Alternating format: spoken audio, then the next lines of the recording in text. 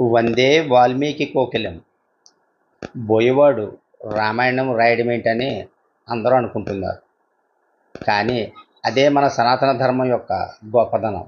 ఎలాంటి వారైనా ఎంతటి పతనావస్థ నుంచైనా మహోన్నతులుగా ఎదిగే అవకాశం ఉందనడానికి వాల్మీకి మహర్షే నిదర్శనం.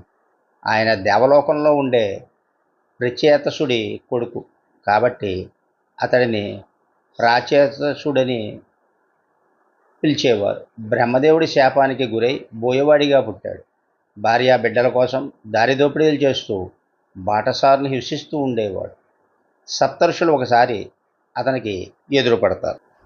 వారు అతనితో ఎవరి కోసమైతే ఈ దోపిడీలు చేస్తున్నావో ఆ భార్యాబిడ్డలు నీ ఈ పాపంలో పాలు పంచుకుంటారేమో అడిగిరా అన్నారు. కిరాతకుడి పిల్లలు భార్య నీ పాపంలో మేమెందుకు భాగం తీసుకోం అని చెప్పారు. కనువిప్పు కలిగిన ఆ వేటగాడు ఋషులకు పాదాక్రాంతుడయ్యాడు. వారు అతనికి రామనామాన్ని మర అని తలకిందులుగా ఉపదేశించారు. అతడు ఆ నామాన్ని జపిస్తూ తపస్సు చేస్తాడు. దేహస్థితి గుర్తెరగని అతని చుట్టూ వల్మీకములు అనగా చీమల పుట్టలు పెరిగిపోతాయి. వల్మీకముల మధ్య ఉండి సిద్ధి పొందాడు గనక ఆయన్ని వాల్మీకి అని పిలవసాగారు. ఆ మహర్షికి నారద మహాముని తారసపడినప్పుడు ఈ ప్రపంచంలో సద్గుణ సంపన్నుడైన వ్యక్తి ఎవరైనా ఉన్నారా అని అడిగాడు.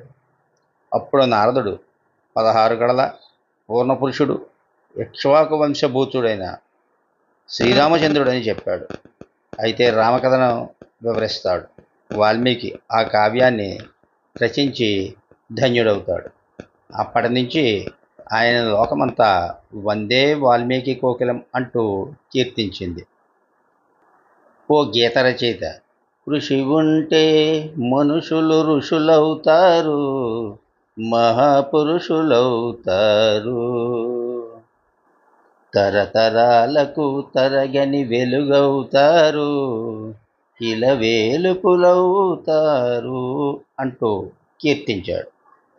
అంతేకాక కరకు బోయడే అంతరించగా కవిగా అతడు అవతరించగా మనిషి అతనిలో మేల్కొన్నాడు, కడకు మహర్షే అయినాడు, నవరసభరితం రాముని చరితం జగతికి అతడు పంచిన అమృతం, ఆ వాల్మీకి మీవాడు నీలోనే ఉన్నాడు అని ఆయనకు నీరాజనాలు అర్పించారు.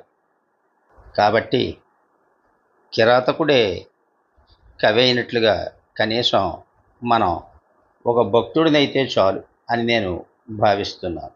సర్వే జన సుఖినో భవంతు.